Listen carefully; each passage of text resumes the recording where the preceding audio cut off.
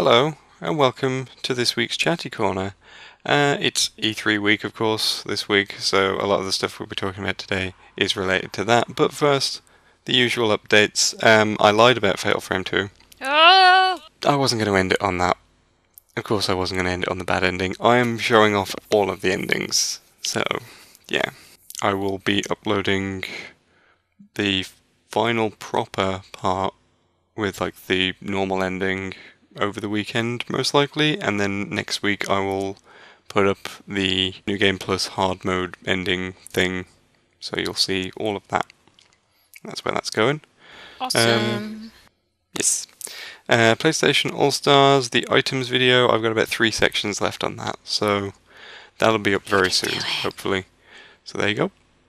So what have we been playing recently? I have finished A Link to the Past in my chronological challenge.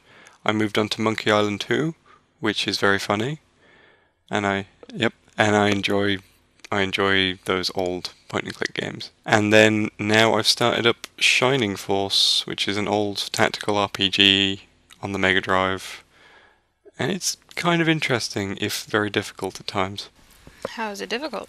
There are times where, like, the random number generator, it'll just screw you over and just decide, no, this attack's going to miss at a crucial point, or we're just going to randomly poison you or put you to sleep out of nowhere. There was one map kind of early on where you have to cross a bridge and you get, like, bombarded by bats. Oh, So- ugh. I do remember Yes, the bats. I sent you that very technical It was diagram. extremely technical and a work of art, really. Yes, thank you. You're welcome. And you're still on The Witcher 2. I am. I just banged a succubus. You know, just going through, saving the world. Yeah. But I'm on chapter 2, and for sake of spoilers, I'll just say I am doing the elf path right now. You kind of have to play the game twice, since the game's pretty much, the storyline's completely different depending on who you side with after chapter 1. Yep. But this time around, I'm going with the elf because that was my knee-jerk reaction, because both people have their highs and lows, and I just thought this guy was a little more redeemable than the other guy. And how have you been finding the game? I love it. I've finally gotten used to the controls for the most part. I'm still just derpy when it comes to hitting the J button or the I button, and I catch myself hitting escape a lot of times to get out of dialogue prompts because I think that's something you do in Skyrim. Okay. So I'm constantly pulling up, like, the actual menu saying, like, do you want to quit the game? Do you want to save it? Like, no, I just don't want to talk to this person anymore. Yeah, it's kind of similar to an issue I have with Shining Force, because I'm so used to, like, speeding up the dialogue in Yeah. RPGs. The problem is, if you just hold X, it'll also just skip through the dialogue, Well, that's no good. as well as speeding it up. So it'll, like, speed up the whole thing, and as soon as it reaches the end, it'll skip to the next bit. But So I'm missing bits of dialogue here and there by accident, and yeah. I did that in a couple of things yesterday in a quest I was doing that was really annoying, and I accidentally, like, picked a response that I did not want to pick. So then I had to, like, reload my save. I'm like, well, this is a waste of my life. Yeah, beyond what we've been playing, it is, of course, E3 week, and all the big conferences have been happening, and lots of news and stuff going on. Oh, yeah. I watched all of them, but I didn't watch Bethesda live, but I did watch the conference, like, recording the next day. You didn't see the first two, which is Bethesda and Microsoft. Nope, I just am... Was I sleeping? What was I doing? I don't know why you didn't Oh! watch Bethesda. Oh, Bethesda, I was donating blood, though. I was donating my life force. Yeah, that was Microsoft. Yeah. Because Bethesda was the night before. Gotcha. Yep. I think I was just too busy banging bitches. So Bethesda didn't show off many games despite being on stage for a while. They just talked a lot about all their games. They spent a lot of time on Fallout 4, obviously. Well, it's kind of the bombshell right now. I think it was like a good third of the conference was just Fallout 4. I'm not surprised. In addition, they showed Doom, which was... It had the gameplay of the original Doom from the looks of things, but let's blow all these alien monsters into as many bits of meat as we possibly can. Yeah. In these like maze-like levels. The problem is the color scheme is awful, and it makes it look generic as hell. Oh, good. And like I've seen the contrast between, they showed off the hell level. I looked back at the original hell levels from Doom, and it was like, these are bright red. Why are they now just this stark brown mixed with like a horrible piss yellow for the sky? It makes you wonder if they feel they're obligated to do that because, back in the day we were limited in what we were capable of doing with the technology, so now we need to make it look more realistic, but in doing so it just looks samey. Yeah. They also showed Dishonored 2, which I'm curious about, but I've not played Dishonored 1 yet, and I've tried to get it today but couldn't find it. I went to 4 different places and couldn't find it, so never mind. I do like the fact that it appears to have a female protagonist choice, so there is that. Woo! And they did show off a new Elder Scrolls game. What? But it was a mobile battle card game. Fuck that noise. Yep. Don't even care. Bethesda's was alright. Nothing really stood out to me, because I'm not particularly interested in like Fallout. Bet you would like it. Feel free to crucify me for saying that, but I'm generally not that. Bet you would like it. But the director of Fallout 4 was apparently played by James Arnold Taylor, who's the voice actor for Ratchet, because he had the same voice. Was that tweaking you out like crazy? Yeah, it was distracting. It was like, why do you sound like him so much? It's ridiculous. But yeah, that was Bethesda. After that, it was Microsoft, who were on the next morning. They showed exactly what you'd expect. They showed Halo 5, which had Nathan Fillion in it, and that was the only thing that interested me. Because I like Castle, and I've liked what I've seen of Firefly. Yep, we need to finish watching that. We do. They showed Forza, of course, where they lowered a car from the ceiling. What? And they dragged out Henry Ford III, because, we've got to try and make cars interesting somehow. Was David Copperfield there at all? Because it sounds like a magic show.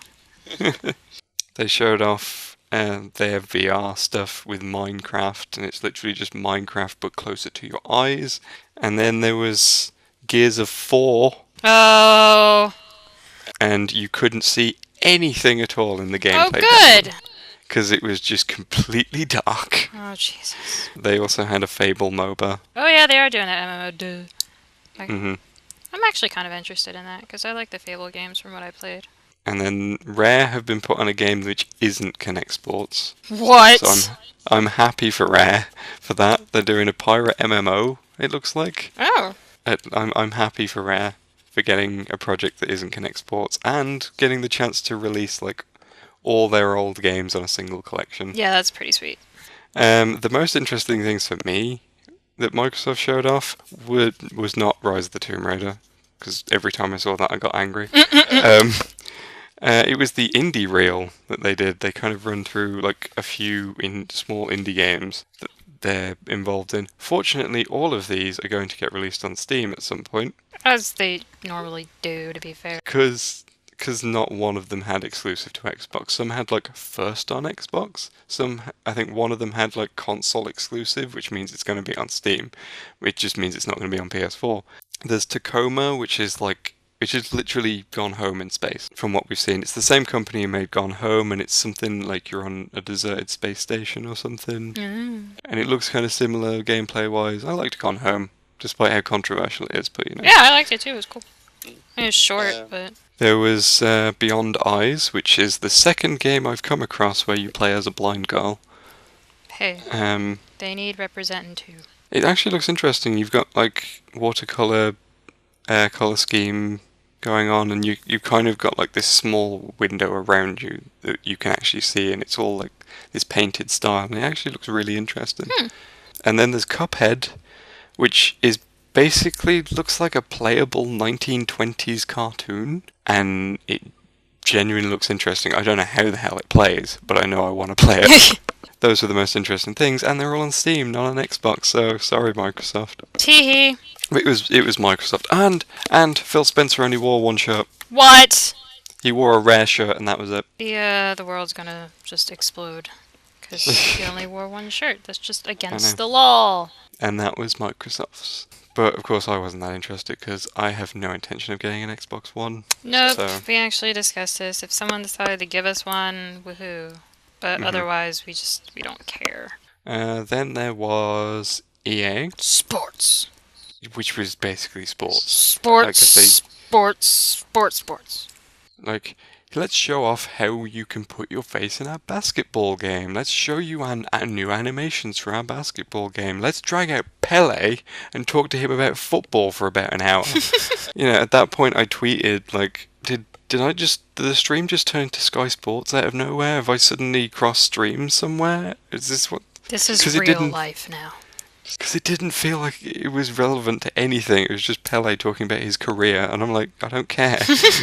There was a lot of Star Wars at EA as well. Oh my god, there was so much Star Wars. I was offended by the amount of Star Wars. And I have friends, like, I'm not going to say I hate Star Wars, because I don't. I'm just not... It's one of the few space things that I've never really had much interest in. I'm going to say something controversial, and that is the fact that I think that Star Wars is massively overrated. I like the original 3 films. I think they're good, fun films. Yeah. But they're not like the revelation that everyone treats them as. They're not like the religious experience that everyone seems to think they are. And that's kind of why I'm not that bothered about the new movies. It's why I'm not bothered about any of the games they showed off. Alien is my Star Wars. I liked the look of Battlefront. I thought it looked like a kind of a fun game, although you pointed out that the HUD looked terrible. Oh my god, it was atrocious! The only thing okay was the minimap. And even that was really simple. But it was just the standard mini-map that's in every and it game. was just like with little laser globs. It was very, very run-of-the-mill. But holy shit, like you look on the side, because I guess you can have secondary weapons like grenades and stuff, as you do. Yep. And they just look like little pictures that someone put borders around in Word and slapped them on the HUD. I'm just like, wow, I could have done that. I didn't even notice until you pointed it out, and then I couldn't unsee it. And then then the trailer ends with like Darth Vader standing in the middle of a snowfield, and that was ridiculous. Yep. They also dedicated way too much time to things that no one really cared about. They tried to get everyone hyped up about Plants vs. Zombies, and no one cared. It was so awkwardly quiet. It was amazing. Yeah. And then they had like, oh, let's show you the Minions mobile game, which is going to be a microtransactions fest, and you know it. Yep. And as we were discussing is, I actually like Minions. You're going to be watching Despicable Me when you come here. It's like one of our first things that we're going to do because we want to go see the Minions movie. Yep.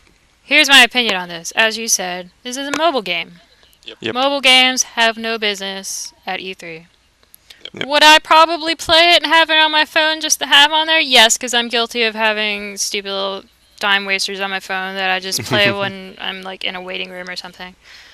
But this is a gaming convention. Unless it's a port of some actual game like Transistor or Bastion. Yep. Like, it has no business being there, and even then, you should talk about the main console it was released on, not the fact that it's going to be the mobile version. Yep. That is my piece. And it also just looked terrible, like, graphically. I know even for a mobile game, it looked bad. I think they're just trying to do too much with the given hardware. I mean, it's a phone, and I know you're trying to make sure that the licensed material looks good. But it doesn't. No. If you want to do that, put it on a console. And it was just funny how they cut from what I assume is maybe footage from the new movie into the game. Yeah. And the contrast was ridiculous. I was just like, what? What is this? There were 2 good things at EA's conference, though. There was Mirror's Edge Catalyst. I know you were super hyped for that. I am very hyped for Mirror's Edge because it's got a release date. I would have liked to have actually seen more gameplay of it. I can understand that. Because it was mostly just a cinematic trailer, which it showed the game off pretty nicely, but it was all pre-rendered and it's all not how the game's going to really look. So, I just want to see what the game looks like when it finally comes out. And then, of course, this is a nice little surprise from EA. They showed Unravel. Oh my goodness! I am so pumped for this game. It is the cutest. It's so cute.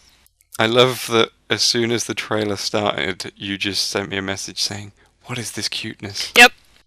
Mhm. Because we were watching them, but we didn't do a voice chat just so it wasn't distracting and actively talking to one another. And that came up, and I'm like, oh my god, this is so adorable. Mhm.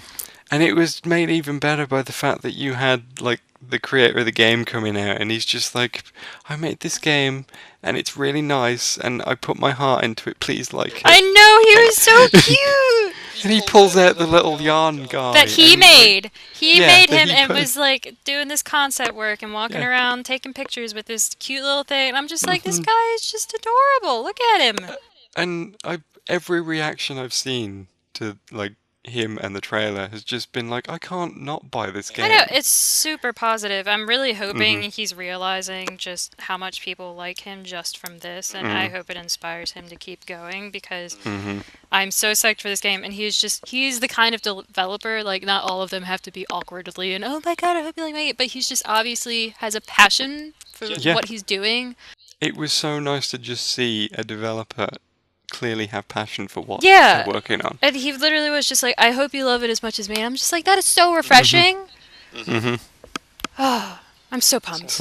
Take all my money now. I really hope they have merchandise because I'll make one if there isn't, because it's going to happen. So yeah, that was probably... That and Mirror's Edge were my highlights for EA. Yeah. I wasn't... Other than Unraveled, I didn't really care about EA. I was dozing off half the time because of all the Star Wars. After that, it was Tom Clancy's Ubisoft. I think that they are now contractually obliged to put Tom Clancy's in the front of every game they release now, because that seemed to be the case with this E3 conference. You know, you had... What was it? The Division, of course, was shown, which is they've been showing off for like 3 years now or something. Yeah. And then there's that Rainbow Six Siege game, and then which they went on about for ages. Yep. And then they were like, "Oh, we got one more thing. Hope you get really hyped for this." And of course, everyone in the crowd, as always, when it gets to the end of a Ubisoft conference, is going, "Please let it be Beyond Good and Evil 2." No, it was Ghost Recon. Which confused us because we thought it was gonna be Far Cry. Yeah, I thought that. And then they kept going and going, and so like Ghost Recon, I'm like, I think we had the same reaction of just what? They showed one game that I did like from Ubisoft, and it was that For Honor game. Thought that looked kind of interesting, which is like the Yes, like your different time periods. Yeah. And different people from different time periods basically just beating each other up. Yeah, that looked kind of interesting, and I think maybe it was because of the guy who was showing it off. Oh my god, he was amazing.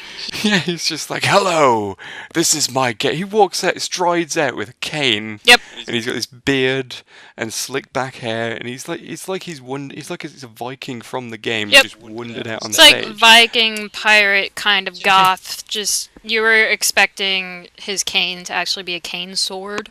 Yeah, like he had a legitimate evil laugh at one point. He did, and his voice was so booming and imposing. It was just like, whoa! Where did you come from, sir? I'm definitely buying what he's selling. Yeah. Oh yeah, and then there was the Just Dance thing where they dragged out Jason Derulo. Oh god, that was bad.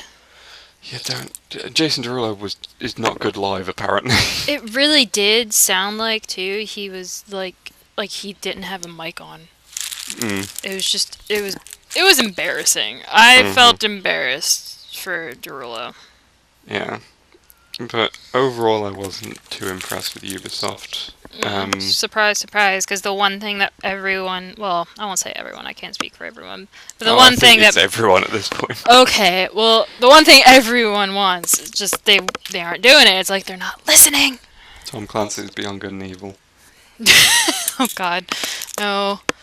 I did make a joke on Twitter about like, initially it was like, what, is Tom Clancy now the head of Ubisoft? Is that what's happening? And then I found out he was dead, and I was like, oh, okay, so his ghost is haunting Ubisoft, and this is why why they've got so many Tom Clancy games coming out, is because it's the only way to exercise his spirit.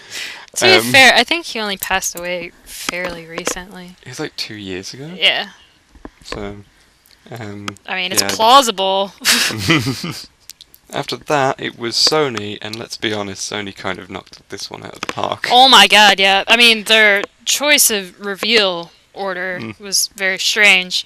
But oh my god, yeah, that was amazing. If it was me, I would have definitely switched the first and the last games around. I would have opened on Uncharted 4. Yeah. Because we know that Uncharted 4 is happening. Yeah. They talked about it for like a year now. And it looked great, Uncharted 4 did. Yes. Like, I was even saying like, when it started up, I was like, we do really need to see a gameplay video. I'm already sold on this, Sony. You don't need to show me, oh my god, a Jeep. And I was just enthralled at that point, and I was like... Well, the Jeep sequence was freaking amazing. And it's the first, like, proper, like, vehicle section in an Uncharted game. Yeah, you really only had jet skis before, right? Yeah, and you had, like, bits and pieces where I think there was, like you said, the jet ski, and then you'd have the sequences like the horse in Uncharted 3. Ah, yes. But not an actual car. And the whole... You are going to go bananas with this game, because there's so much physics. I think you just need a separate playthrough of you just... There will probably be videos of me just rubbing up against every bonus surface videos going, of you just rubbing up on stuff. Because, yeah, that's going to happen. Because just everything is breakable, and that was also just impressive to me, because, like, I'm... Not even just for my usual tee physics thing, it's just, I was just genuinely, how did they do this without just crashing everything? Well, skill. Although they did crash the demo. Yeah, they did crash the demo. That was amazing. I think it was just controller issues, but yeah. Probably. We'll talk about what they talked about first and last, because they should have announced that. They should have announced that last. It's like, oh, by the way, one more thing. Yeah. But the other big things they announced, I've not played any of the Shenmue games, but I know there's been a lot of demand for Shenmue 3, so the fact that they announced that was a big deal. I'm the same way. I haven't played any. I am interested in them. I've heard they're really great, especially when it comes to attention to detail and just tons of tiny things that you can do, but you don't necessarily have to do, and that's totally up my alley. So I've definitely been interested, and as you said, I'm hoping now that they'll like come out with the re-release of the first two games. I mean, it's odd because at one point Sega did gather up a bunch of their old Dreamcast games and just dump a load of them on PSN, and for some reason they never did it with Shenmue, and I'm like, that would have been ideal. Now is an ideal time to do it as well, because with the new one coming, they would make money from that. Basically, if you want to play the first game, you need a Dreamcast, and then the first game, and then if you want to play the second one, it's an Xbox 360. No, it's an Xbox game. Yeah, the original, the actual Xbox One. But not only is that bananas expensive, like $80 a pop used. Yep. But I'm not sure if that was one of the ones that was made backwards compatible with the 360. So then you might be in the boat of, now I need yet another old console, which is where I would be. Yeah, and then of course there's the really, really big news that no one thought would ever happen. The Final Fantasy VII Remake is a thing. Oh, yup! Oh my god, they have basically been blueballing people for ages, especially when, I believe it was the PS3 release, they did that cinematic trailer. Yeah, they did the tech demo thing where they recreated the intro. Like, oh my god, they're gonna remake it! No. Then they did Dirge of Cerberus, then they did Crisis Core, then they did Advent Children, which was amazing. They have been blueballing Final Fantasy VII. And then, of course, there was the thing they did last year of, like, walking out on stage at Sony's thing and being like, oh, hey, we're going to release Final Fantasy VII on the PS4. It's a PC port. Yeah. It's the PC version just ported to PS4. And apparently they're still releasing that. I think so, yeah. What's the point? I don't know. People have already modded the one you can get on Steam, so it's even better, but whatever. Like, people have replaced the soundtrack with one that isn't horrendously MIDI. Yep. Like, the soundtrack is great, but the production on the soundtrack is terrible. Yeah, it's pretty gross. But yeah, I've been saying all along, I'm really not fussed about getting a remake of that game. If they do it well, I might pick it up, but I have my reservations because it is modern day Square Enix doing it. Yeah. And not original Squaresoft. Hey, you already assured me that cross-chessing was still going to happen. Yep, So and I've said that, I really hope that those who are really clamoring for this remake and wanted it to be it was the thing that they wanted the most, I really hope they're looking forward to lovingly rendered HD homoerotic bath scenes, yes. because that's going to happen. Hey, I'm down. Sony were just making everyone's dreams come true with these. Hey, I'm pumped things. about it because we actually talked about this just a little bit earlier. Because you're like, Yep. you're excited about this. I'm like, yeah, because I mean, I loved Final Fantasy VII. It is a great game. Like many people. I mean, sure, it has its flaws, and those are the things that I hope get ironed out. Like especially the grinding. I feel like Final Fantasy is finally starting to discourage grinding in its gameplay mechanics, which is a welcome. Shame they're just wrecking everything else. Well, yeah. But assuming they keep all the story elements intact, they don't like go and change things dramatically. Obviously, there are some translation issues that happen that need to be fixed. No, they don't. What do you mean? I want to hear a fully voice acted "This guy are sick." I want to hear it. Oh, shut up. But if they keep the original story and all of its shenanigans intact and just like give it a facelift so they don't have weird anatomy in their shoulders and arms and polish some of the mechanics and whatnot, I think it would be really great because obviously the PS1 was limited in a lot of aspects, and Final Fantasy, this was its first jump into the 3D realm. Yep. So of all of the Final Fantasies that have been made so far that are 3D, I think it's the most deserving. I'm sure a lot of people would much rather see Final Fantasy VI get remade. Yeah, I've seen a lot of people saying they want 6 remade. I've seen a few people say they want to see 9 remade. Really? I don't know how I feel about that because 9 still kind of holds up. Yeah, I think 9 looks fine. Even 8 to an extent looks fine. I mean, but then again, I already kind of like 8's even in-game graphics because I like Parasite Eve and they're released pretty close together. And they have that same look, so it doesn't bother me. They brought out Guerrilla Games, who are the Killzone developers, and my initial reaction was, here we go. And then they showed a game that actually looks quite fun. That Horizon game where you're like, it's like in a post-apocalyptic world where everyone's Oh my god, that looks so good. Like, I'm super excited for that. It really does look interesting, and I just like the idea of these robot dinosaurs that you've got to take down. Hell yeah. It's completely ridiculous and off the wall, but it looks great. It looks amazing. Media Molecule showed off a very intriguing project. I'm interested in this, but that's mostly because I'm a bit of a Media Molecule fanboy. Yes, you are. Because I love Little Big Planet, and Tearaway was a great game, and I'm curious to see what this Dreams thing is all about. It kind of looks like it's just this weird movie maker thing. I hope there's more to it than that, but even if it's just that, that's kind of interesting. I'm definitely interested to see what they're going to do with it, because like you said, it's very ambiguous right now, I guess is the best word. And but it had polar bears. It did have adorable polar bears with a cute little sticky mouth that I just wanted to squish. But I feel like what made Little Big Planet successful is that yes, it had all these capabilities for making your own things, but there was also like a storyline, and you could even do kind of questing in player built things. This one just kind of seems more strictly focused on the creative side, and to an extent, I'm worried that might be to their disadvantage because not necessarily everyone has the ability. I'm not shirking people's creative abilities, but not everyone is capable of generating things to that caliber or how they're going to want it. As we've already seen in Little Big Planet itself. Yes.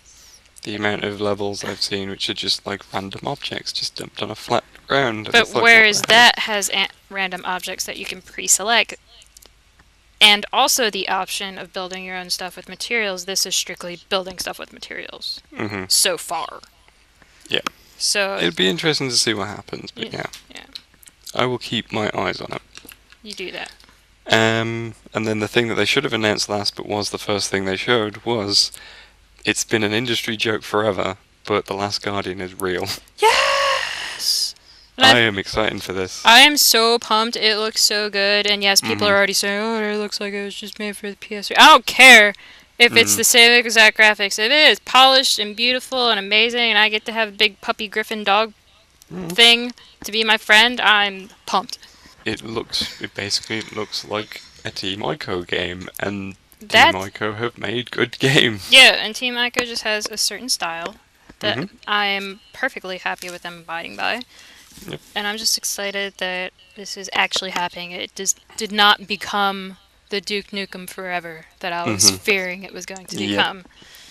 So apparently it's out next year. Oh, I want it so bad. So yeah, the big things there were a lot of big things there. For me, Uncharted 4 and The Last Guardian and Media Molecules thing and Horizon all looked very good. And I imagine it's all the same things for you. Yep, I'm And just then a little... with the Final Fantasy 7 thing yes, on it as well. exactly. After that, it was Nintendo. It's pretty good. Nintendo, from an entertainment standpoint, was very good because they had those puppets. Yeah, that was pretty cute. And they were hilarious, and I loved them. Star Fox looked very good. I'm still kind of freaked out that it can grow legs and walk around. Mm-hmm. It's a little weird. And it's also great that Platinum are working on it. Yes. Because Platinum makes damn good games. Exactly. So If you haven't played a Platinum game, you should play a Platinum game. Mm-hmm. You're doing yourself a disservice by not playing a Platinum game. Also play Clover Studios games because they're basically the same thing. Yep. It's the same people. But yeah, Star Fox Zero, I didn't expect to... I thought I'd be like, yeah, it looks alright, but it actually genuinely looks really good and looks a lot of fun. I think will admit my sin that I've never played a Star Fox game. the rest of it kind of felt a little bit disappointing in terms of announcements. Yeah, I was pretty annoyed.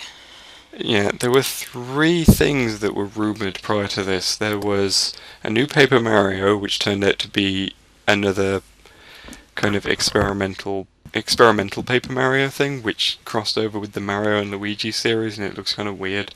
Yeah.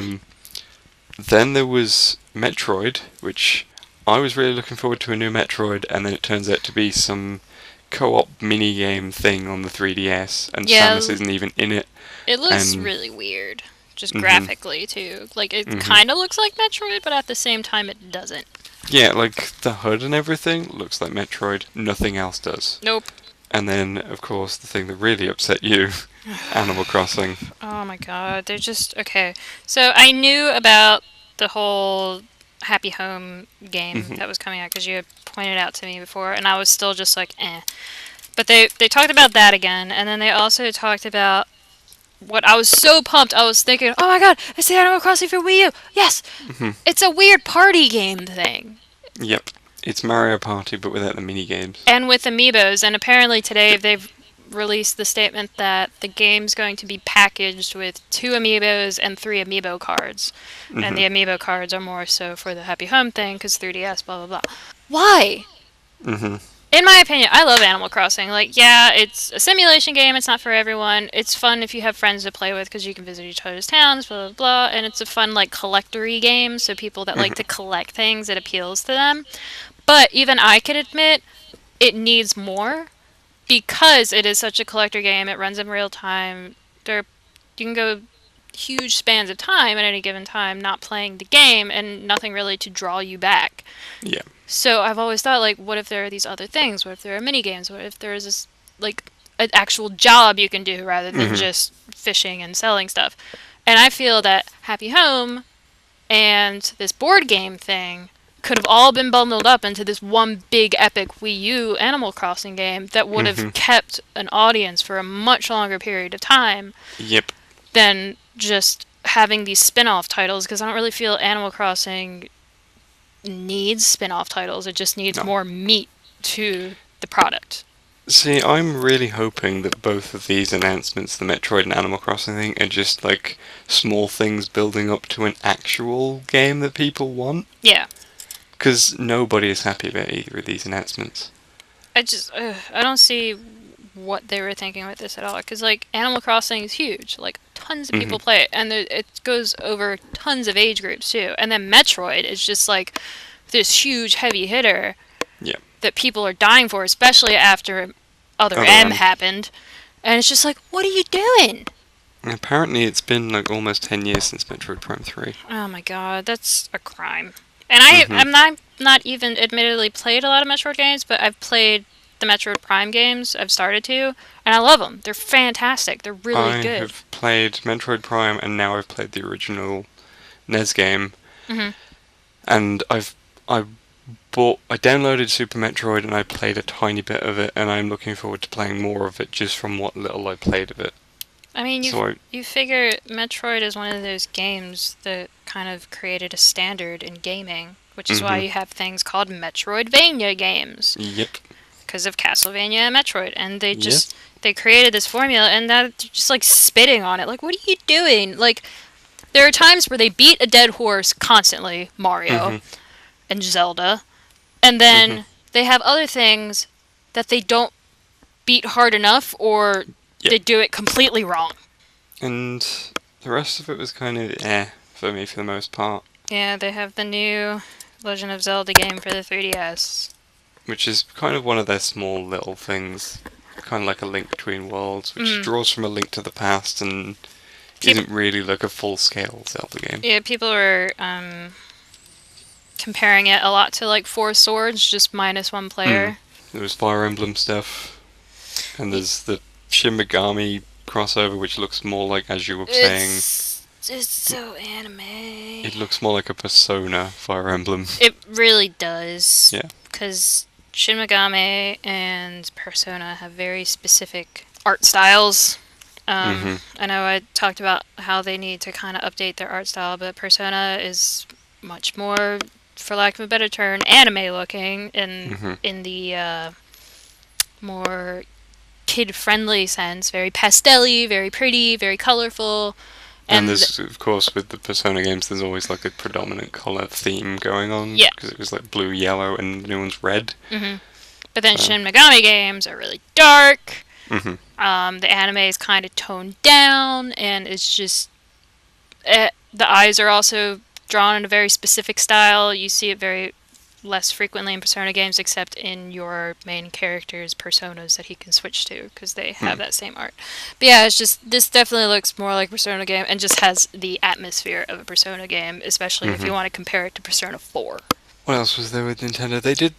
They showed a lot of the Super Mario Maker, because it's like the big thing now, because it's Mario's 30th anniversary, and I kind of like the look of it. It does look good.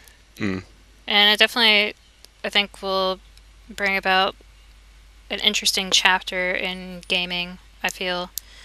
Because isn't it one of the first, and I could be talking out of my ass right now, like, provided materials by a developer to gamers to, like, make their own stuff? I mean, I know there's Gmod for Steam. I think this is definitely the first time Nintendo have opened it up. And you figure all the independent modding that happens in just like Yeah, I was about to say, we've had all the ROM hacks of stuff, and we've got like the Kaizo Mario World and things like that.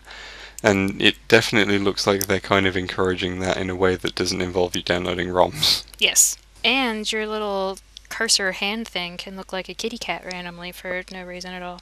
Yep. So yeah, that was Nintendo, and then after Nintendo was Squeenix. Which was so boring! Oh my god! Right, so the thing with that last day of conferences, it was just Nintendo and Squeenix. Nintendo were had lots of little small announcements, but nothing really major going on apart from Star Fox. Yep.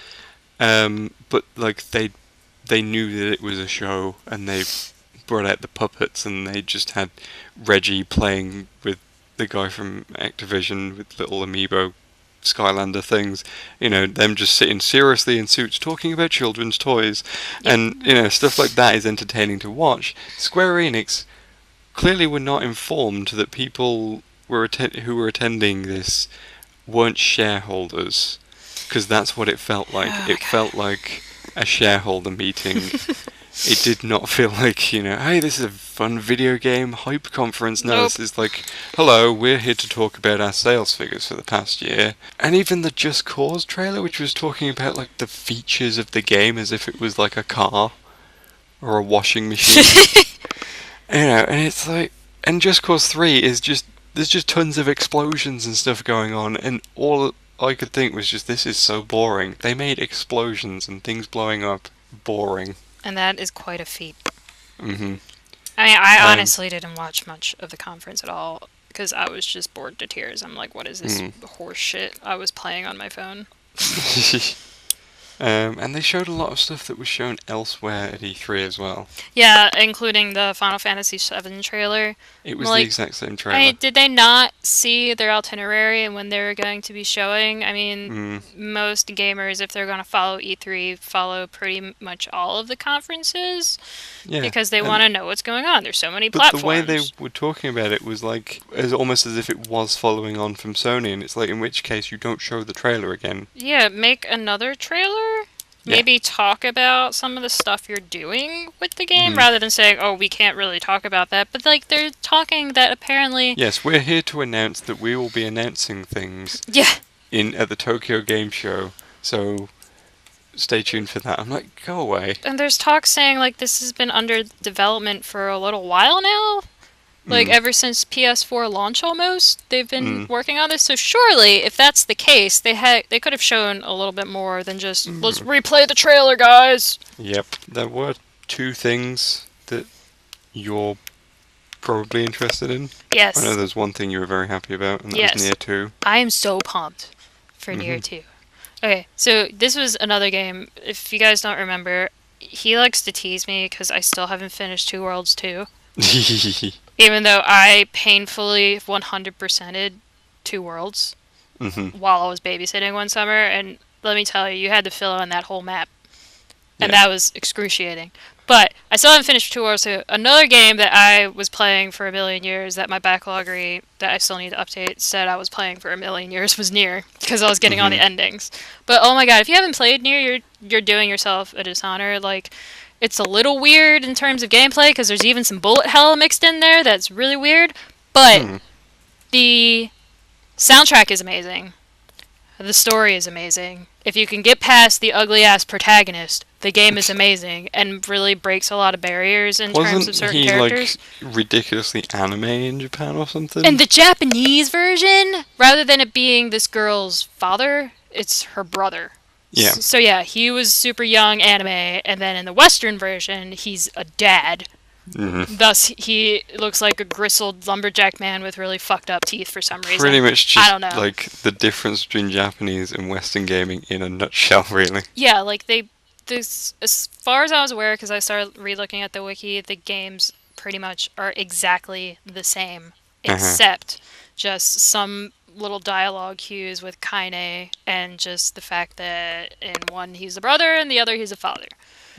That's really it. But seriously, if you haven't played Nier, like, it's amazing, and it's one of those games where you have to play it multiple times. Apparently, it's very reminiscent of Drakengard, and this is actually kind of a sequel to the first Drakengard game, which I have not had the liberty to play. But it literally follows one of the endings of the first Drakengard game. And that is a series that's notorious for, if you want the full story, you have to play through it multiple times, because the endings and just things in the game change with each subsequent playthrough, and it's really good. But yeah, like, that was probably the most interesting part of the conference, just because you had the director of the game wandering out with that moon head mask. He was wearing the head of one of the party characters. His name's Emile. I won't reveal how he gets that head, because that's huge spoilers, but yeah, that was one of the characters. It's great how he just walked out and there was no, like, discussion of why is this guy wearing this moon head. You know, he's basically the Daft Punk of the video game world. Yeah, because apparently it is something like he doesn't like making public appearances, so he does stuff like this. There was some talk about how at some other conference he actually had, like, a literal sock puppet show to talk about, and I'm just like, okay, I approve of this. But the other thing that you are probably interested in is Kingdom Hearts 3. Yes, I am interested in Kingdom Hearts 3. I kind of have a love-hate relationship with Kingdom Hearts at this point, but yes, I'm still interested in it. My main beef is just, it's been on so many platforms with so many, like, they're not even spin-offs because it's still in the same universe, but so many supplemental games to the main series that actually are integral mobile game. Yeah, and it's integral to the main series. It's not just supplementary. It's like all of these games are part of this universe, and it's just turned into this monstrosity of a cobweb. I'm like, holy shit. So I'm going to have to read up on so much, because I want to play the third game, but I am not playing all those other games because there's too much time. I got other games to play, man. I got other succubus to bang. Again, like I said, Tomb Raider made me angry, so we won't talk about that anymore. Yeah. To be fit, right, okay, Tomb Raider opinions.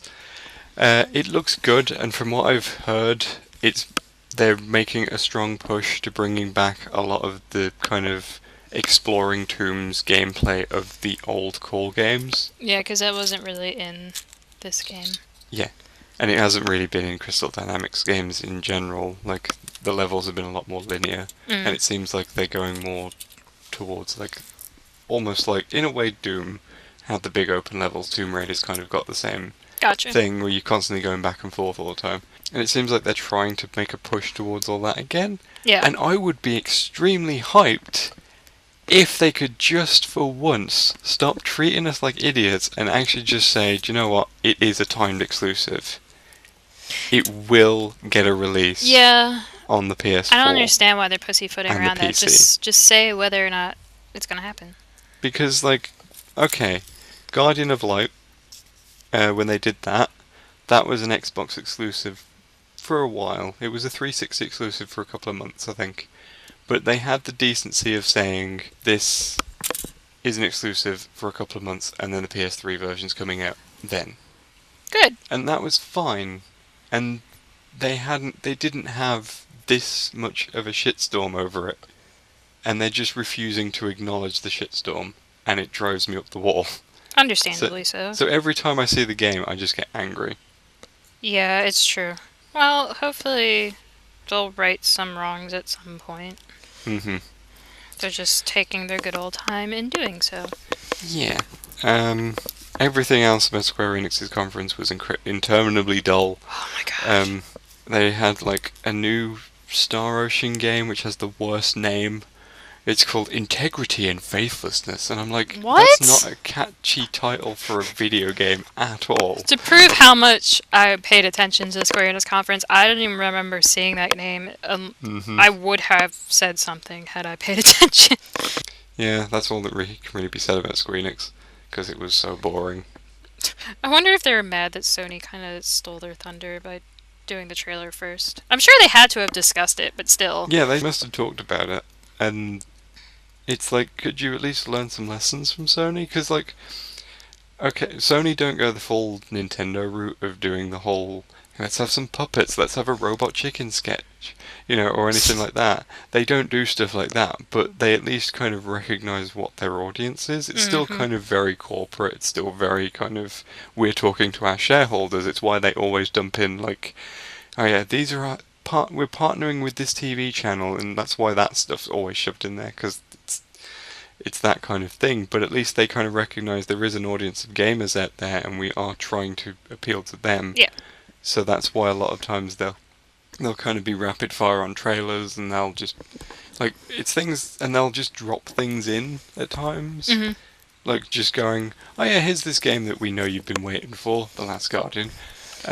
Oh, by the way, Final Fantasy VII Remake, that kind of thing. And for the record, the guy that we were watching had the best reactions to all of these. But also, like, when I think last year, they announced Little Big Planet 3 by literally having the developers walk out on stage and have the logo appear on the screen. That was how they announced Little Big Planet 3, and everyone was just like, what? So they know their audience, but Square Enix just didn't. Which is surprising, considering how much money we throw at them at any given time. And it was ridiculous. Yeah. Overall, I thought that E3 had a lot of good stuff. It has not been as awful as it usually is. Yeah, I was pleasantly surprised overall. Like, I wasn't really expecting much of anything, just because you and I both agree, like, things have just been kind of quiet and just like, we don't really care so much about what's going on in the gaming world. I'm just going to go back and play the games that I already have, because just nothing's really hit us. But I feel this time around it's just been like, whoa.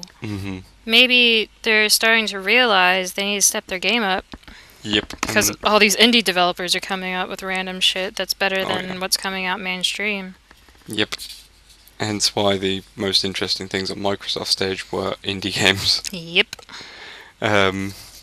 But yeah, like Sony, of course, were making everyone's dreams come true, and like I think, like people like to talk about who won E3. I think they did. Oh yeah, They definitely. had the big reveals, and they kept people entertained, and there was a lot more people coming out of Sony's conference going, "There's a lot of stuff there that I really want to get." Yeah, I definitely. Um, I haven't felt that way in a game for a games conference in a while, mhm. and I'm super pumped for Yep. what the future holds. And this came like a day after me saying, like, I really hope that Sony like announce some good stuff because I'm Hmm. kind of getting bored of the limited releases Yep. on the PS4 right now. And then that happened. I'm like, well, there we go. Just drop the bomb. Several Still, bombs. still a limited release lineup for the rest of the year, but at least from next Yeah, year onwards, we're gonna get some good stuff. So, but also as some people were mentioning in the chat we were in, like just because E3 is done and over doesn't mean there isn't going to be other stuff coming down the pike. mm, So it's not to say something else might not hit, just like you were saying with Animal Crossing and stuff like that. Maybe yeah. something will still get shook out of the woodwork. They Well, in just. terms of Nintendo, they always have their regular updates on things anyway, so Mm, I think the poor showing at E3 can kind of be forgiven because we're probably going to get bigger news maybe in a month because that's how Nintendo operate. They'll just dump a direct on everyone and go, "Oh, by the way, here's this big game," because mm, they seem to just announce things when they feel it's right for them, not when it's right for the industry. It's kind of Nintendo kind of operate in their own way. yeah, but I'm just saying, but that could go with any developer, and it's not like you Hmm. want to dump everything that you're going to be releasing in the year all at once because then there's no Yep. surprise for your consumers. Hmm. And sometimes they like to just be like, "Oh my god, this is coming out! Hell yeah!" Hmm. So yeah, I thought, good conference overall, apart from Squeenix. um, and a lot of stuff there that I'm looking forward to. Me too. Hmm. It was a lot of good stuff, some disappointments, but it's not as bad as it has been. Considering the drought we've had the past few years, Yeah. this was amazing. Hmm. It's like I just had a 5-course meal with an amazing dessert. That's how good it was. So, and let us know what you thought in the comments below. Yeah. And like I said, I will get Fatal Frame 2 up at the weekend, and all of that, and All Stars items video go up soon as well. And yeah, we'll see you next week. See you then, peeps. So long.